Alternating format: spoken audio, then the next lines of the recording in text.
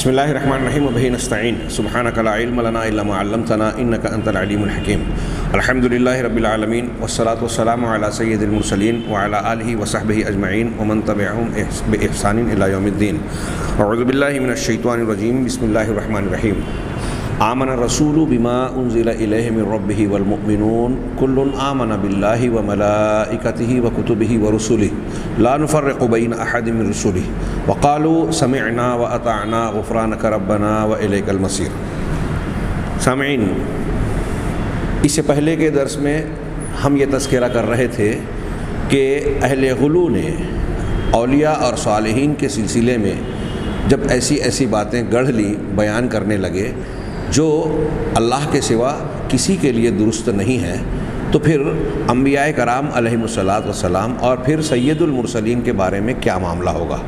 پچھلے درس میں دکتور صادق نے جو اپنی کتاب میں 2 واقعات کا ذکر کیا کہ ایک پیر صاحب جو ہیں اپنے سجادے کو پانی پر بچھا کر چل رہے ہیں، پیچھے پیچھے مرید ان کا نام لے کر چل رہا ہے، جب اللہ کا نام لیا تو ڈوبنے لگا، اور پھر یہ کہا جا رہا ہے کہ پہلے مجھ تک پہنچ، مجھ کو پہچان، تب اللہ کو پہچاننا، اور جب اللہ کو پہچاننے لگے گا تب یا اللہ کہنا۔ کسی پیغمبر اور نبی نے کبھی اپنے کسی صحابی سے یہ کہا کہ مجھ تک پہلے پہنچو پھر اللہ تک پہنچنا؟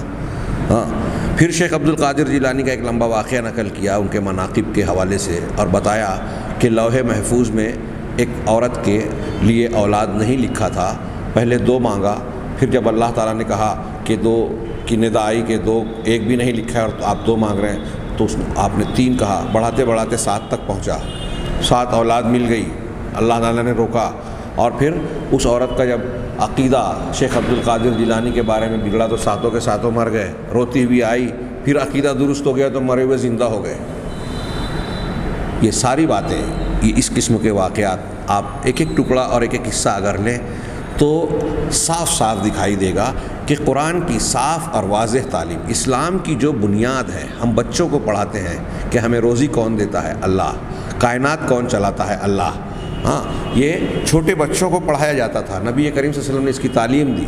حضرت ابن عباس سے کہا مانگو تو اللہ سے، اگر ساری کائنات مل کر تمہیں نقصان پہنچانا چاہے تو نقصان نہیں پہنچا سکتی سوائے اتنا جتنا اللہ نے لکھا ہے، اور فائدے کا بھی یہی معاملہ ہے۔ اب کائنات مل کر فائدہ نقصان نہیں پہنچا سکتی، اور یہ حکایت کہہ رہی ہے کہ شیخ عبد القادر جیلانی اگر فائدہ پہنچانے پہ آ جائیں تو جو اللہ نہیں پہنچانا چاہتا وہ بھی یہ پہنچا دیں گے۔ اللہ اولاد نہیں لکھا تھا لوح محفوظ میں، انہوں نے بدلوا دیا۔ کیا یہ کوئی ایمان والا انسان، کوئی مسلمان ایسا مان سکتا ہے؟ اگر کوئی ایسا مانے، اس واقعے کو اگر کوئی سچا مان لے تو میں ایسا مانتا ہوں کہ وہ ایمان والا، وہ کافر ہو جائے گا، کفر کی بات ہوگی۔ کیوں؟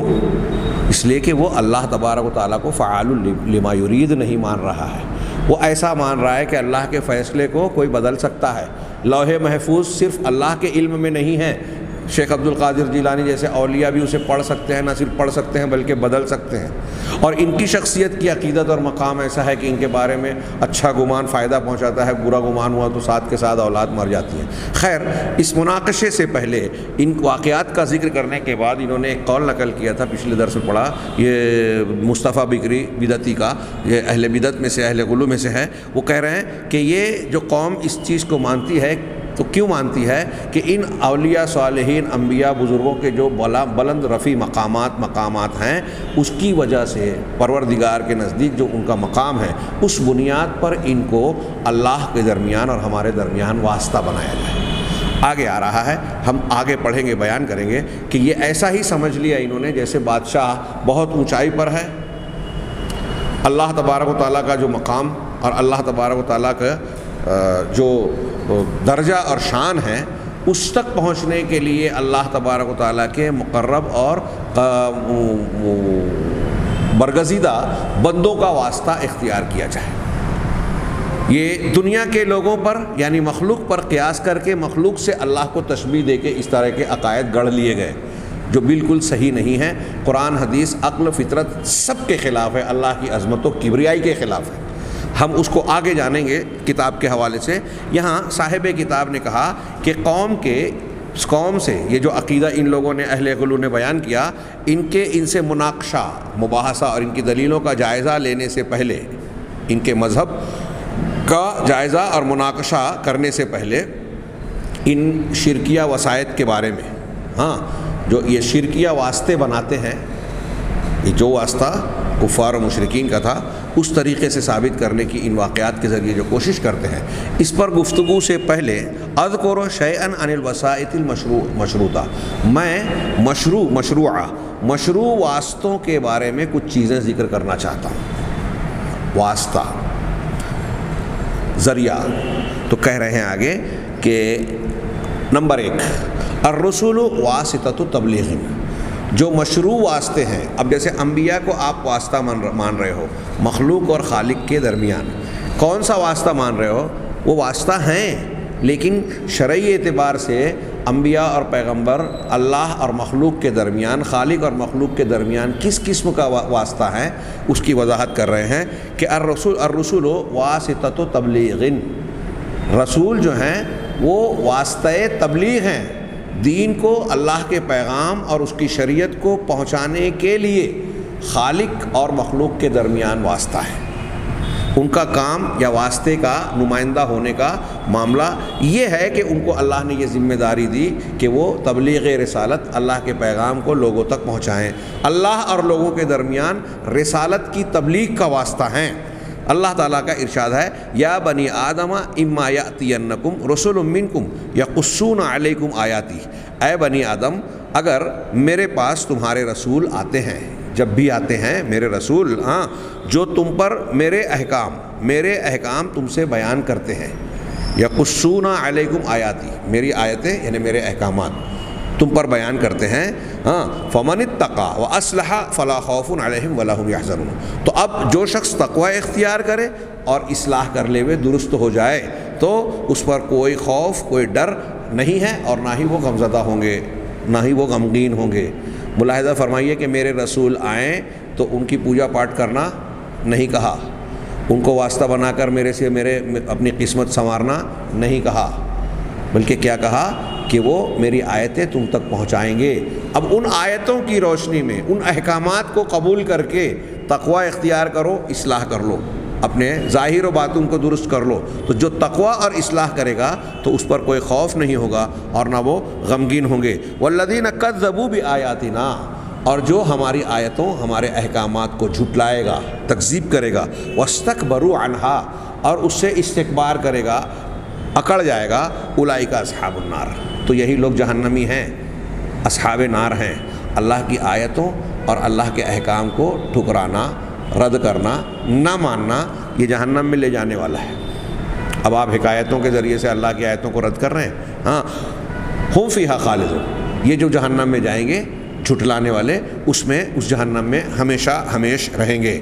اور اللہ تبارک و تعالیٰ نے جہنمیوں کے بارے میں یہ فرمان بھی ارشاد نقل کیا، ذکر کیا قرآن میں، سورہ ملک کی آیت ہے کلما القی فیہا فوج سألہم خزنتہا الم یأتکم نذیر۔ جہنم جس کا تذکرہ سورہ ملک میں اس آیت سے پہلے سعیر کہہ کے کہا کہ اللہ نے ان کے لیے جہنم کا عذاب تیار کر رکھا ہے، جب بھی اس میں کوئی گروہ، کوئی جماعت، جہنمیوں کی جماعت اور فوج کا لفظ ہے، گروہ ڈالا جائے گا تو ان سے اس جہنم کا داروغہ یا جہنم کے داروغے سوال کریں گے الم یأتکم نذیر، کہ کیا تمہارے پاس ڈرانے والا نہیں آیا تھا، پیغمبر نہیں آئے تھے؟ قالوا بلا، ڈرانے والا نہیں آیا، تو وہ کہیں گے ہاں کیوں نہیں، قد جاءنا نذیر، ہمارے پاس ڈرانے والا آیا تو تھا، فکذبنا، لیکن ہم نے اسے جھٹلا دیا، وقلنا، اور ہم نے یہ کہا ما نزل اللہ من شیء، کہ اللہ نے کچھ اتارا ہی نہیں ہے، ان انتم الا فی ضلال کبیر، تم تو بہت بڑی گمراہی میں ہو۔ ہم نے مانا نہیں، قبول کیا نہیں۔ اسی آیت میں آگے ہے لو کنا نسمع و ناقل ما کنا فی اصحاب السعیر، اگر ہم سنتے، ناقل اور غور کرتے، سنتے اور سمجھتے تو ہم جہنمیوں میں سے نہ ہوتے۔ یہی بات ہم اس درس کے حوالے سے کہہ رہے ہیں کہ جہنم میں جا کر یہ کہے کوئی انسان کہ میں دنیا میں سنتا سمجھتا اللہ کی آیتوں، قرآن اور دلیلوں کو، تو جہنم میں آنے سے بچ جاتا۔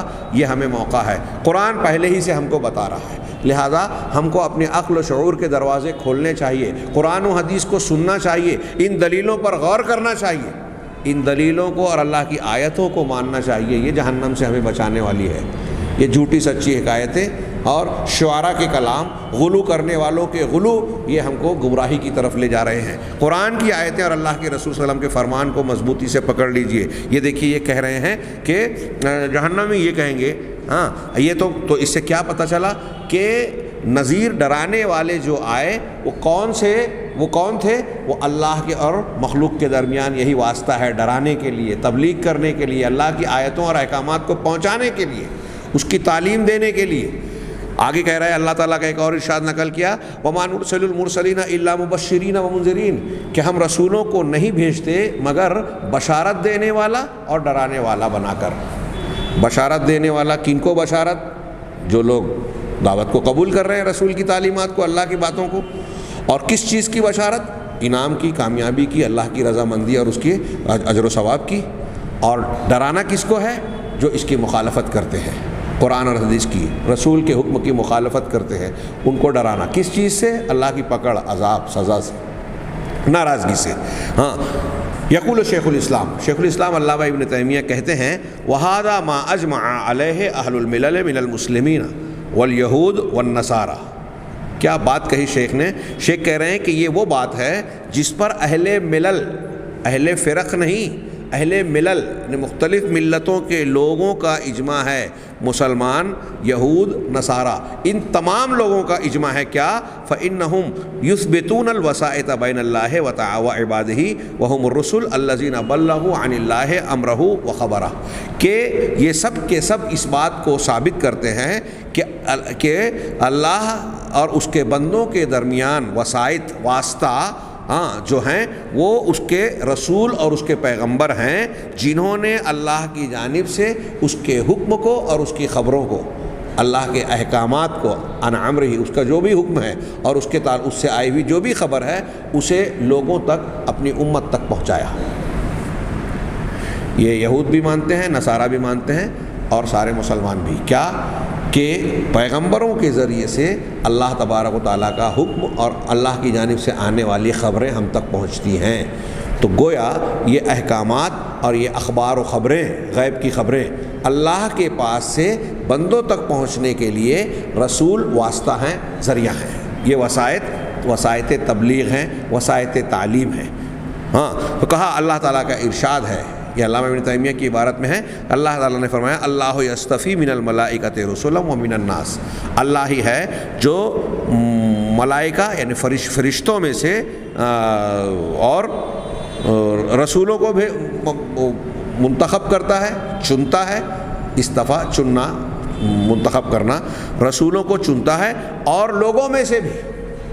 تو فرشتوں سے چنا حضرت جبرائیل کو، اور جب جس کو چاہا جس کام پر مامور کیا، اور لوگوں میں سے بھی، انسانوں میں سے بھی رسول اور پیغمبر چنتا ہے، اللہ تبارک و تعالیٰ متعین کرتا ہے، مقرر کرتا ہے۔ الآیہ، سورہ حج کی آیت ہے، وَمَنْ أَنْكَرَ هَذِهِ الْوَسَائِطَ فَهُوَ كَافِرٌ بِإِجْمَاعِ أَهْلِ الْمِلَّةِ، جو ان وسائط کا انکار کرے، ان وسائط کا کہ پیغمبر سے ہم کو دین ملا، تعلیم ملی، جو ایمان بالرسول یا پیغمبروں پر ایمان نہ لائے تو وہ اہل ملل، یہود، نصارہ، مسلمان، تمام ملت کے لوگوں کے اجماع کے ساتھ وہ کافر ہیں، سب اس کو کافر مانتے ہیں۔ یہ شیخ الاسلام علامہ ابن تیمیہ رحمہ اللہ کے کلام میں کہا کہ یہ گویا ایک واسطہ تو یہ ہوا، اس عبارت سے اور قرآن کی آیتوں سے یہ ثابت کیا کہ رسول جو واسطہ بنتے ہیں، جو مشروع وسیلہ ہے، جائز واسطہ ہے، واسطہ بنتے ہیں، نمائندگی ہوتی ہے، اس میں پہلے نمبر پر یہ ہے کہ پیغمبر اور رسول اللہ کی جانب سے اس کی تعلیمات، احکامات اور اس کی خبریں لوگوں تک پہنچاتے ہیں۔ ایک واسطہ یہ ہوا۔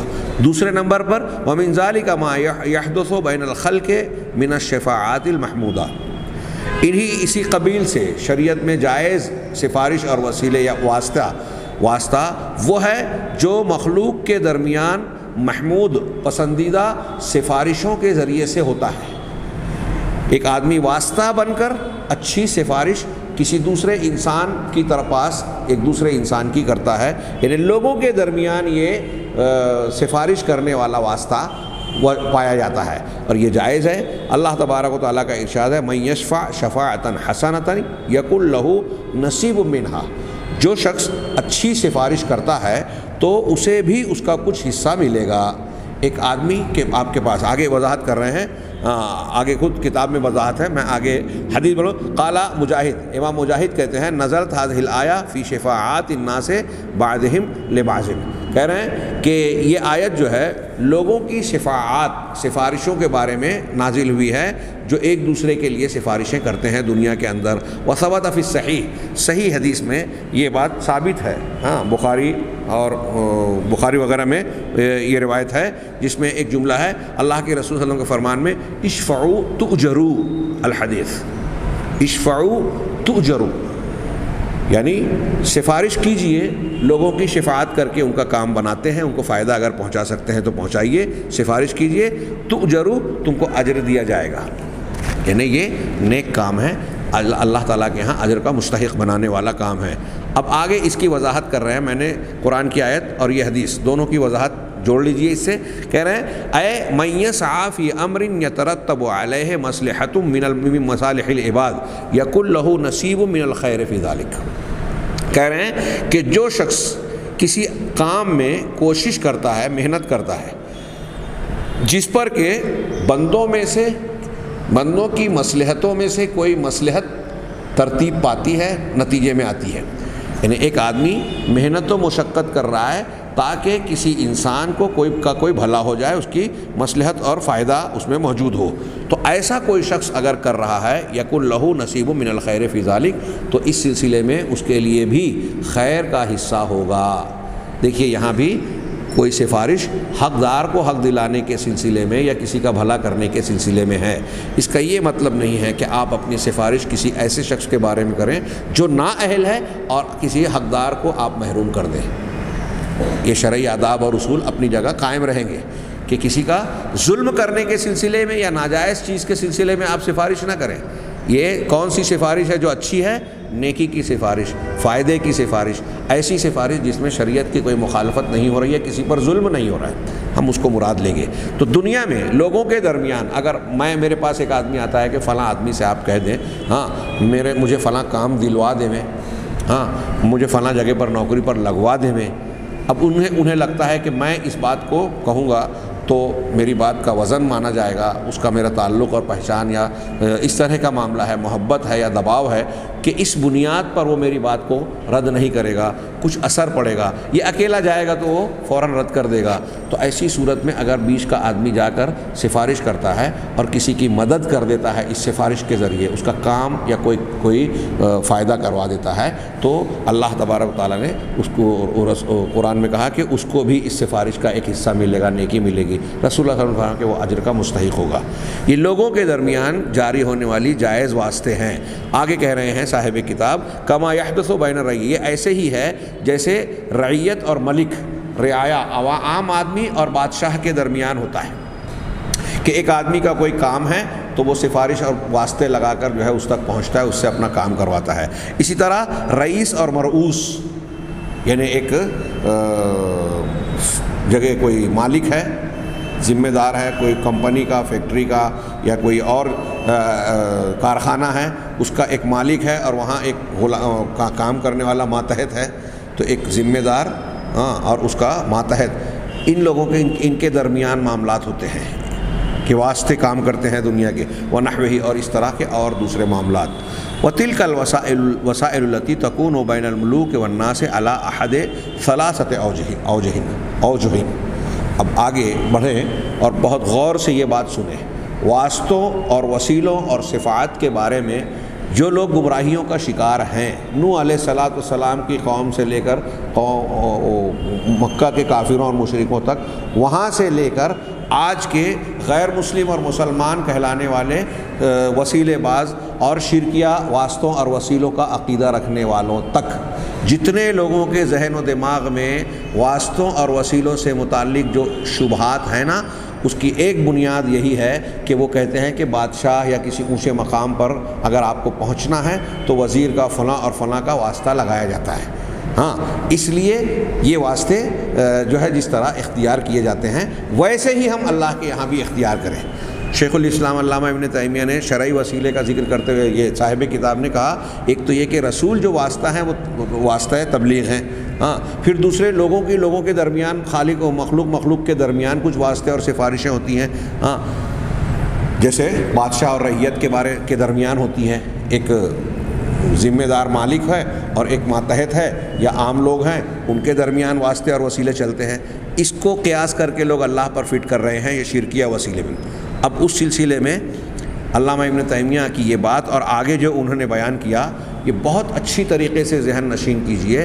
یہ بات آپ کے دماغ سے اس شبہے کو دور کریں گی جو لوگ بیان کرتے ہیں کہ جس طرح بادشاہ کے پاس جانے کے لیے وزیر، شہزادہ، شہزادی، ملکہ کے واسطے لگتے ہیں یا کارگر ہوتے ہیں، ایسے ہی اللہ کے پاس جانے کے لیے بزرگان دین، انبیاء اور صالحین کا واسطہ کارگر ہوگا۔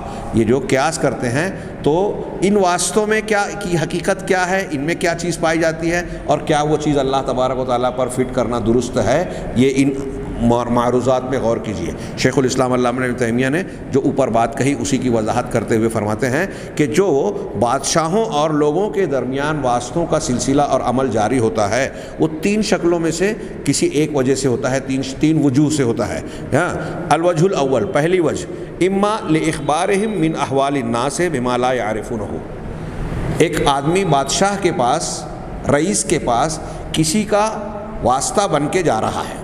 فرض کیجئے کہ مجھے دربار میں کام ہے، فیکٹری میں مجھے نوکری چاہیے، تو فیکٹری کے مینیجر کے پاس میں نہیں جا سکتا، مملکت کے بادشاہ کے پاس، وزیر اعظم، صدر مملکت کے پاس میں نہیں جا سکتا، گیا بھی تو میری کوئی حیثیت پہچان نہیں ہے، ہاں، تو اب میں نے کوئی واسطہ لگایا یا کوئی وسیلہ اختیار کیا، تو اس کا کام کیا ہے، ایک شکل کیا ہے کہ واسطے میں علامہ ابن تیمیہ کی اس بات کو بہت غور سے سنیے، عقلی طور سے بھی ان وسیلوں کا رد کر رہے ہیں، کہہ رہے ہیں کہ اب جو واسطہ جائے گا بادشاہ کے پاس، وہ کیا کرے گا، لوگوں کے حالات کے بارے میں خبر دے گا، لوگ پریشان ہیں، یا میں فلاں کے لیے آیا ہوں، اس گھر یا اس آدمی کے لیے وہ بڑا اچھا آدمی ہے، ایماندار ہے، فاقہ مستی کا شکار ہے، یا فلاں مسئلے سے دوچار ہے، ہاں، تو اب وہ بادشاہ کو بتا رہا ہے واسطہ۔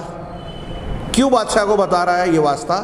اس لیے کہ بادشاہ لوگوں کے حالات سے واقف نہیں ہے، بما لا يعرفونہ اے الملوک، تو یہ واسطے بادشاہوں کو وہ بات بتاتے ہیں جو بادشاہ جانتے نہیں ہیں۔ ومن قال، اور جو شخص، اب سوچئے تھوڑی دیر کے لیے کہ دنیا میں جب ہم بادشاہ کے قریب جا رہے ہیں، وزیر کو لگا کے، شہزادے یا فلاں اور فلاں کو لگا کے، تو کیوں جا رہے ہیں؟ اس لیے کہ بادشاہ ہمیں پہچانتا نہیں ہے، بادشاہ کو ہمارے حالات کا علم نہیں ہے، ہم جانتا نہیں ہے وہ کہ ان کو کیا مسئلہ درپیش ہے، یہ ایماندار ہے یا بے ایمان ہے، وہ جانتا نہیں ہے، تو وزیر بتاتا ہے کہ دیکھو فلاں حالات ہے، یہ ایماندار ہے، یہ ایسا ہے، یہ ضرورت مند ہے، تو بادشاہ جو نہیں جانتے یہ واسطے اس کو وہ بات بتاتے ہیں۔ ومن قال ان اللہ لا يعلم احوال عبادہ حتى يخبروه بذلك الملائکہ او الانبیاء او غیرہم فهو کافر۔ اب جو یہ کہے، آپ کہہ رہے ہیں نا کہ جیسے دنیا میں بادشاہ کے پاس جانے کے لیے وسیلہ لگتا ہے، ویسے اللہ کے پاس بھی وسیلہ لگے گا، تو دنیا کے واسطے تو بادشاہوں کو جا کے وہ باتیں بتاتے ہیں جو جانتے نہیں ہیں۔ تو اب آگے کہہ رہے ہیں کہ جو شخص یہ کہے کہ اللہ تبارک و تعالیٰ اپنے بندوں کے حالات کا علم نہیں رکھتا، یہاں تک کہ ان حالات کے بارے میں اسے فرشتے بتائیں، انبیاء بتائیں، یا ان کے علاوہ بزرگان دین بتائیں کہ اے اللہ دیکھ تیرا فلاں بندہ ہے، شیخ عبد القادر جیلانی بتائیں کہ اس عورت کو اولاد نہیں ہے، تو اولاد دے دے، اللہ کو نہ معلوم ہو۔ دنیا کے واسطے جو واسطہ بنتے ہیں تو اس لیے بنتے ہیں کہ اللہ یا دنیا کے بادشاہ جو ہے عوام کے حالات کو جانتے نہیں ہیں۔ تو اب اگر ایسا آپ مانتے ہیں، علامہ ابن تیمیہ کہہ رہے ہیں کہ اللہ تبارک و تعالیٰ کو بھی یہ فرشتے، یہ بزرگان دین، یہ انبیاء اور صالحین اگر کوئی ایسی بات بتائے جو اللہ نہیں جانتا، اگر کوئی ایسا عقیدہ رکھتا ہے تو وہ کافر ہے۔ کیا آپ ایسا ہی اللہ کو مانتے ہیں کہ ایک آدمی کو اولاد نہیں ہو رہی ہے، بابا بتائیں گے؟ ایک آدمی قرض میں ڈوبا ہوا ہے، بیماری کا شکار ہے، اسے واسطہ، وسیلہ کے طور پر جس کو پکارا جائے گا وہ بتائے گا جا کے اللہ کو کہ تیرے فلاں بندے کو فلاں چیز کی ضرورت ہے، اسے دے دے؟ تو دنیا میں تو یہی ہوتا ہے، تو کیا آپ اللہ کے پاس بھی یہی مان رہے ہو؟ تو جو ایسا مانتا ہے وہ کافر ہے۔ اللہ کی شان تو یہ ہے، بل سبحانہ یعلم السر واخفی، اللہ سبحانہ و تعالیٰ کی شان تو یہ ہے کہ وہ راز اور چھپی ہوئی بات کو بھی جانتا ہے. ہاں یسمع زجیج الاصوات باختلاف اللغات على تفنن الحاجات لا يشغله سمع عن سمع ولا تغلطه المسائل ولا تتبرم بالحاح الملحین. کیا شان ہے اللہ کی، غور کیجئے کیا بات کہی علامہ ابن تیمیہ نے کہ اللہ کی شان تو وہ ہے، معاف کیجئے ایک دو جملے چھوٹ گئے، کہ وہ چھپی اور راز کی باتوں کو بھی جانتا ہے. اس پر زمین اور آسمان میں کوئی چھپنے والی چیز اس سے مخفی نہیں ہے، اور وہ سننے والا دیکھنے والا ہے. وہ آوازوں کے شور اور ہنگاموں کو بھی سنتا ہے. الگ الگ زبان میں مختلف قسم کی حاجتوں کے سلسلے میں ایک چیز کے سننے سے دوسری چیز کا سننا اس کو غافل اور مشغول نہیں کرتا، اور نہ ہی مسائل میں خلط ملط ہوتا ہے، اور نہ ہی لوگوں کے الہا کے ذریعے سے اس کو کوئی فرق پڑتا ہے سننے سمجھنے میں. کیا مطلب وہ ان جملوں کا؟ میں آپ سے کہہ رہا ہوں، آپ میری بات سن رہے ہیں، کیا ایک ہی وقت میں آپ سننے والے کئی لوگوں کی باتیں سن کر ہر ایک کی بات کو سمجھ سکتے ہیں؟ دنیا میں کوئی انسان، کوئی شخص ایسا ہے؟ ہمارے ہاں لوگ سورہ فاتحہ امام کے پیچھے پڑھنے کا رد کرتے ہوئے یہی کہتے ہیں نا کہ امام حنیفہ نے ایسی دلیل دی تھی. ہاں اول تو یہ دلیل سمجھ میں نہیں آتی کہ انہوں نے یہ روایت صحیح ہو، اگر ہو بھی تو کیا اللہ ایسا ہی ہے جیسا بیان کیا جاتا ہے کہ بھئی اگر ایک آدمی گیا بات کرنے تو انہوں نے کہا کہ آپ لوگ سب ایک ساتھ بولیں تو کیا میں سن پاؤں گا؟ آپ میں سے کوئی ایک بولے گا. ایسے ہی اللہ کے بعد جب ہم نماز پڑھ رہے ہیں جماعت کے ساتھ تو ایک ہی کو پڑھنا چاہیے. تو وہاں وہی لوگ یہ نہیں کہہ سکتے تھے کہ پھر جب امام سورہ فاتحہ امام مقتدیوں کی طرف سے پڑھ لیتا ہے تو رکوع میں سبحان ربی العظیم، سجدے میں سبحان ربی الاعلیٰ، دیگر اذکار، تشہد کے کلمات، ساری چیزیں تو پڑھتا ہے امام، پھر مقتدیوں کو تو کچھ بھی نہیں پڑھنا چاہیے. لیکن وہاں آپ یہ نہیں مانتے، یہاں تک کہ ثنا جو سنت ہے اس کو فرض کر دیا. ہاں ثنا پڑھتے ہیں، اللہ اکبر کہتے ہیں، سورہ فاتحہ ہی پڑھنے سے صرف جو ہے مخالفت ہوتی ہے. اور پھر کیا دنیا میں اگر کئی لوگ بولنے لگے تو بادشاہ یا مخاطب سمجھ نہیں سکتا، تو کیا آپ اللہ کو ایسا مانتے ہیں کہ ایک جماعت میں نماز پڑھنے والے اگر اکٹھا سورہ فاتحہ پڑھیں گے تو اللہ سب کی نہیں سن پائے گا؟ ہمارا رب تو وہ ہے کہ صرف ایک مسجد اور ایک جماعت کے پوری دنیا کے سارے انسان اکٹھا ہو کر ایک ساتھ اللہ سے دعا کریں تو اللہ تعالیٰ ہر ایک کی دعا کو سنے گا. پوری کائنات کے بولنے کی وجہ سے ایسا نہیں ہوگا. وہی جملہ کہا کہ ایک چیز کے سننے سے اللہ دوسری چیز کو سننے سے غافل نہیں ہوتا. ایسا نہیں ہے کہ میری سن رہا ہے تو آپ کی اب آواز نہیں سن پائے گا. نہیں، پوری کائنات بولے، صرف انسان ہی نہیں، جنات بھی، ہاں پرندے پیڑ پودے بھی کچھ اگر کہہ رہے ہیں اللہ ان کی بھی سن رہا ہے، اور صرف سنتا ہی نہیں ہے، ان کو دیکھ بھی رہا ہے، اور وہ جو کہہ رہے ہیں اس کی نیتوں سے بھی واقف ہے. کتنی زبردست بات ہے. دنیا کے واسطے اور وسیلے بادشاہوں کے پاس اور بڑے لوگوں کے پاس جو لگتے ہیں تو واسطے انہیں وہ باتیں بتاتے ہیں لوگوں کے بارے میں جس کا واسطہ بنتے ہیں، جس کے لیے واسطہ بنتے ہیں، جو وہ بادشاہ نہیں جانتا. اس تناظر میں اگر آپ اس کو اللہ پر قیاس کرتے ہو تو نتیجہ کیا نکال رہے ہو؟ آپ اللہ کو کیسا مان رہے ہو؟ دنیا کے بادشاہ کی طرح مان رہے ہو کہ بادشاہ کو جس طرح اپنی رعایا اور لوگوں کی خبر نہیں ہے، ساری باتیں جانتا نہیں ہے، کیا اللہ تبارک و تعالیٰ بھی اپنے بندوں کے حالات سے ناواقف ہے؟ یہ واسطے بتائیں گے؟ نہیں. تو علامہ ابن تیمیہ نے کہا کہ وہ کافر ہو جائے گا جو ایسا مانے. ہاں اللہ کی شان تو یہ ہے کہ سارے لوگ الہ ازاری کریں، سارے لوگ اکٹھا آواز کریں، شور کریں، چھپ کر دل میں کوئی دعا مانگے، خیال کی شکل میں کوئی بات دل میں لائیں، سب چیز سے اللہ واقف ہے. فَهَلْ عَرَفَ النَّبْهَانِ تِلْكَ الصِّفَاتِ الَّتِي لِلَّهِ جَلَّ وَعَلَا وَهُوَ الَّذِي يَقُولُ. تو کیا یہ نبہانی جس نے شیخ عبد القادر جانی کا جس نے پہلا واقعہ بیان کیا، شیخ اور مرید والا، ہاں، اور جس کا آگے یہ شعر ہے، کیا نبہانی شخص جو ہے اللہ عز و جل کی ان صفات کو مانتا ہے؟ اگر وہ اس صفات کو مانتا ہے تو یہ شعر کیسے کہتا ہے جو ہم نے پیچھے بھی پڑھا کہ سیدی ابو البطول اغثنی انت ادری بما حواہ الضمیر، کہ میرے آقا، میرے سید ابو البطول، یعنی رسول اللہ صلی اللہ علیہ وسلم کو کہا فاطمہ کے والد، ہاں ابو البطول میرے آقا میری مدد کیجئے، میرا اغاثہ کیجئے، تو میرے ضمیر کی میں جو کچھ موجود ہے، میرے دل میں جو کچھ موجود ہے، بما حوا الضمیر، میرے ضمیر اور دل نے جو کچھ سمیٹ رکھا ہے تو اس کو زیادہ جانتا ہے. یہ اللہ کی شان ہے کہ وہ چھپے کھلے کو، دل کی باتوں کو ہاں جانتا ہے، اللہ کے علاوہ کوئی نہیں جانتا. یہ پہلی شکل ہے کہ واسطے بادشاہوں کو لوگوں کے بارے میں وہ بات بتاتے ہیں جو وہ بادشاہ نہیں جانتا. ایسا اللہ نہیں ہے کہ فرشتے، اولیاء، صالحین، انبیاء اللہ کو کوئی ایسی بات بتائیں آسمان اور زمین کی جو اللہ نہیں جانتا۔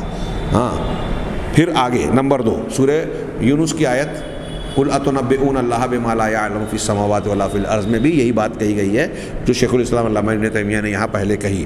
الوجہ الثانی، دوسری وجہ، ان یکون الملک عاجزا عن تدبیر رعیتہ ودفع اعدائہ الا باعوان یعینونہ، کہ بادشاہ جو ہے اس کے پاس واسطے اس لیے لگتے ہیں، وہ واسطوں کو اس لیے قبول کرتا ہے اور قبول کرنے پہ مجبور ہوتا ہے کہ وہ اپنی رعیت اور لوگوں کے حالات کو انجام دینے سے عاجز ہوتا ہے۔ بادشاہ کے اندر تنہا یہ طاقت نہیں ہوتی کہ مملکت کے، سلطنت کے نظام کو اور سارے کاروبار کو چلا سکے۔ ہاں وہ عاجز ہوتا ہے اور دشمنوں کو دفع کر سکے، ہٹا سکے، ان سے نمٹ سکے۔ اکیلا بادشاہ کے بس کی بات نہیں ہوتی۔ الا باعوان یعینونہ، مگر کچھ معاونین کے ساتھ جو اس کی مدد کرتے ہیں۔ ہاں سپہ سالار ہے، وزیر ہے، فوج ہے، سپاہی، اس کے درباری، اس کے مشیر، یہ سب مل کر جب بادشاہ کی مدد کرتے ہیں دنیا میں، تب اس کی حکومت چلتی ہے، وہ نظام چلاتا ہے، دشمنوں سے نپٹتا ہے، ان کے مقابلے کے لیے اس کے پاس طاقت و قوت ہوتی ہے۔ اگر یہ معاونین اور مددگار نہ ہو تو بادشاہ کی حیثیت ختم ہو جائے گی، بادشاہ نہیں رہے گا، حاکم نہیں رہے گا۔ تو دنیا کے بادشاہ کا تو یہ معاملہ ہے کہ وہ اعوان اور معاونین کا محتاج ہے، سلطنت کا نظام چلانے کے لیے اکیلا عاجز و قاصر ہے۔ چنانچہ فلا بد من انصار و اعوان لذلہ وعجزہ، چنانچہ اس کے ذلت یعنی اس کے کمزوری اور عاجزی کی وجہ سے اس کے لیے انصار و اعوان، معاونین و مددگار کا ہونا لازمی ہے، ضروری ہے۔ واللہ، جبکہ اس کے بالمقابل اللہ کا معاملہ کیا ہے؟ واللہ لیس لہ ظہیر، اللہ کی شان ایسی ہے کہ اس کا کوئی مددگار نہیں ہے۔ ولا ولی من الذل، اور نہ وہ کمزور ہے کہ کوئی اس کا حمایتی و مددگار ہو۔ اللہ کے اندر ذل یعنی کمزوری ہے ہی نہیں کہ اس کمزوری اور پستی کی وجہ سے پروردگار کو کسی کی مدد اور معاون کی ضرورت پڑے۔ اللہ تعالیٰ کا ارشاد ہے قُلِ ادْعُوا الَّذِينَ زَعَمْتُم مِّن دُونِ اللَّهِ لَا يَمْلِكُونَ مِثْقَالَ ذَرَّةٍ فِي السَّمَاوَاتِ وَلَا فِي الْأَرْضِ وَمَا لَهُمْ فِيهِمَا مِن شِرْكٍ۔ یہ آیت اور اس سے متعلق تفسیر آیت الکرسی کی وضاحت کرتے ہوئے اس میں شفاعت من ذا الذی یشفع عنده الا باذنہ میں نے بڑی تفصیل سے بیان کیا۔ اس میں ان آیتوں کے حوالے سے میں نے ذکر کیا تھا کہ آپ ان آیتوں پر غور کیجئے۔ یہ سورہ سبا کی آیتیں ہیں، سورہ سبا آیت نمبر 22، کہ دنیا میں شرک کی جتنی وجہ ہیں سب کی جڑ کاٹ دی اس آیت نے۔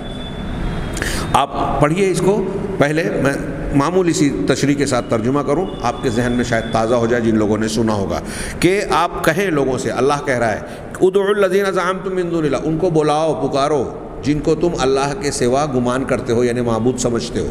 ہاں لا یملکون مثقال ذرۃ فی السماوات ولا فی الارض، جن کو تم اللہ کے علاوہ پکار رہے ہو، بلا رہے ہو، ہاں ان کو بلاؤ۔ یہ آسمانوں اور زمین میں ایک ذرے کے بھی مالک نہیں ہیں، اختیار نہیں رکھتے۔ تو ہم نے بحث کی تھی کہ کوئی شخص کسی کو کب دے گا؟ جب مالک ہو۔ تو اللہ نے اس آیت کے پہلے ٹکڑے میں کہا کہ کوئی ایک ذرے کا بھی مالک نہیں ہے، جب مالک نہیں ہے تو دے نہیں سکتا۔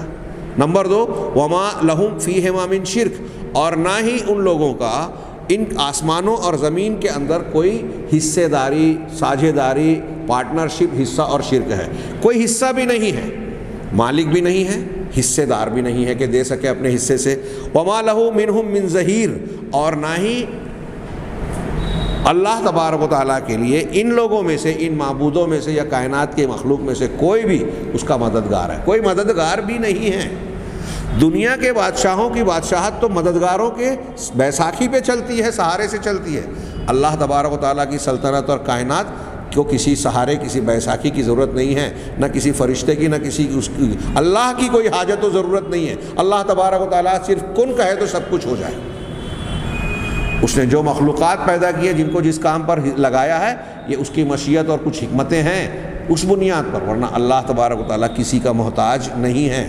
اب یہ کہہ رہے ہیں اسی طریقے سے دوسری آیت بتائی، وہ اللہ تعالیٰ کا ارشاد ہے وَقُلِ الْحَمْدُ لِلَّهِ، آپ کہیں کہ تمام تعریف اللہ کے لیے ہے، الَّذِي لَمْ يَتَّخِذْ وَلَدًا، جس نے کوئی بیٹا نہیں بنایا، وَلَمْ يَكُنْ لَهُ شَرِيكٌ فِي الْمُلْكِ، اور سلطنت، حکومت، کائنات کی حکومت اور سلطنت میں، ملک میں کوئی بھی اس کا شریک اور ساجھیدار نہیں ہے، وَلَمْ يَكُنْ لَهُ وَلِيٌّ مِّنَ الذُّلِّ، اور نہ ہی اس کا، نہ ہی کمزوری اور ذلت کی وجہ سے اس کا کوئی مددگار ہے، اس کی کوئی کمزوری ہی نہیں ہے کہ اس کی کوئی مدد کی ضرورت پڑے، وَكَبِّرْهُ تَكْبِيرًا، اور اس کی عظمت و کبریائی بیان کیجئے، ہاں اس کے بڑائیوں کے بول بولیے۔ یہاں تکبیر کا معنی ہے کہ اللہ کو بڑا ماننا، صرف زبان سے اللہ اکبر کہنا نہیں، بلکہ اللہ تبارک و تعالیٰ کے احکامات کی تعظیم کرنا اور اسے قبول کرنا ہے۔ اب کہہ رہے ہیں وَكُلُّ مَا فِي الْوُجُودِ مِنَ الْأَسْبَابِ، اب کائنات میں جتنے بھی اسباب ہیں تو اللہ ہی ہے جو اس کا خالق ہے، اس کا رب ہے، اس کا مالک ہے۔ لہٰذا جب ساری کائنات اللہ تبارک و تعالیٰ کی پیدا کی ہوئی ہے اور ساری کائنات کا نظام اس کے اختیار میں ہے، اس نظام کو چلانے، پیدا کرنے، ہلاک کرنے میں اللہ تبارک و تعالیٰ مختار کل ہے اور اس میں کسی کی مدد کی ضرورت نہیں ہے، تو فَهُوَ الْغَنِيُّ عَنْ كُلِّ مَا سِوَاهُ وَمَا سِوَاهُ فَقِيرٌ إِلَيْهِ۔ نتیجہ کیا نکلا کہ اللہ اپنے علاوہ تمام چیزوں سے بے نیاز ہے اور دنیا کی تمام چیزیں اس کی محتاج ہیں، ساری چیزوں کو وہ چلا رہا ہے، چلانے میں اس کو کسی کی مدد کی ضرورت نہیں ہے۔ یہ دوسری وجہ جو بیان کی، کیا سمجھا آپ نے اس سے؟ دنیا میں بادشاہوں کو نظام چلانے کے لیے عاجزی، مجبوری لاحق ہے، بادشاہوں، وزیروں کی ضرورت ہے، سپاہیوں کی ضرورت ہے، اس کے مددگاروں کی ضرورت ہے، اونچ نیچ کے حالات میں اور بھی بہت ساری چیزوں کی حاجت ہے۔ ان حاجتوں کو پورا کرنے والے جب بادشاہ سے جا کے کہتے ہیں وزیر، تو بادشاہ ان کی چھوٹی موٹی عرضداشت کو قبول کرنے کے لیے اس لیے بھی تیار ہو جاتا ہے کہ یہ میرے اتنے بڑے کام آتے ہیں، میری بادشاہت کا ستون ہے، میرے مددگار ہیں، لہٰذا انہیں خوش رکھنا چاہیے، جب میں انہیں خوش رکھوں گا تو یہ میری مدد کریں گے، میرا کام کریں گے، میرے لیے قربانیاں دیں گے۔ تو بادشاہ کو ان سے مطلب ہے، غرض ہے، اس لیے بادشاہ کبھی ان کی محبت میں، کبھی ان کے دباؤ میں، کبھی ان کے احسان کے تحت ان کی باتیں ماننے پر مجبور ہوتا ہے۔ اللہ تبارک و تعالیٰ کا کائنات میں کوئی ایسا نہیں ہے کہ کوئی پیغمبر ہو، کوئی نیک صالح بندہ ہو، کوئی اچھے سے اچھا فرشتہ یا کوئی ہو جو یہ کہے کہ پروردگار میں نے اتنی نیکیاں کی، اتنا یہ کیا، تیرے پر احسان کیا، لہٰذا میری بات کو ٹال نہیں سکتا تو، اب میری بات کو مان کے اپنے فیصلے کو بدل دے۔ نوح علیہ السلام پیغمبر ہے، اپنے بیٹے کے لیے دعا کر رہے ہیں، اللہ تعالیٰ نے ڈانٹ دیا۔ قیامت کے دن ابراہیم علیہ السلام اپنے باپ کے لیے دعا کریں گے، اللہ تعالیٰ رد کر دے گا کہ یہ تیرے خاندان کا نہیں ہے، ہاں تیری رسوائی کی بات نہیں ہے، وہ جہنم میں ہی جائیں گے۔ اللہ کے رسول صلی اللہ علیہ وسلم اپنے چچا کو جہنم سے نہیں نکلوا پائیں گے، قرآن و حدیث سے ثابت ہے۔ غور کیجئے کہ بادشاہ کا واسطہ جو بادشاہ کے پاس یا دنیا میں جو واسطے لگتے ہیں، اور ہمارے ہاں لوگ دلیل دیتے ہیں کہ بادشاہ کے پاس بغیر وسیلے کے جاتے کیا، بغیر واسطے کے جاتے کیا، اللہ کے پاس چلے جائیں گے؟ ہاں، بادشاہ مجبور ہے، وہاں جو وسیلہ لگائیں گے تو بادشاہ اس کی بات ماننے پر مجبور ہوگا، دباؤ ہوگا، اس لیے کہ یہ آدمی بادشاہ کا مددگار ہے۔ اللہ تبارک و تعالیٰ کا مددگار کوئی نہیں ہے، اللہ کسی کا محتاج نہیں ہے کہ اس کے دباؤ کو قبول کرے۔ یہ دوسری وجہ ہے۔ تیسری وجہ جو دنیا میں واسطوں کے ساتھ جڑی ہوئی ہوتی ہے، وہ تیسری وجہ بھی بیان کی ہے اور پھر آگے کچھ گفتگو کی ہے، انشاءاللہ آئندہ درس میں ہم اس کی تفصیل کو جانیں گے۔ یہ بہت اہم دروس ہیں اور اس کا معاملہ براہ راست ہمارے توحید اور شرک کے۔ براہ کرم میں سامعین کرام سے گزارش کروں گا کہ یہ جو مباحث جاری ہیں اس کو غیر اہم یا غیر ضروری تفصیل سمجھ کے نظر انداز نہ کیجیے۔ آج ہمارے سماج اور معاشرے میں، ہمارے گرد و پیش میں، ماحول میں شرکیات، خرافات کی جو کثرت اور بہتات ہے، وہ اسی وجہ سے ہے کہ ہم نے ان بحثوں کو سمجھا نہیں، سمجھایا نہیں۔ اللہ تعالی ہمیں حق سمجھنے اور اسے پھیلانے کی توفیق دے۔ وآخر دعوانا الحمدللہ رب العالمین۔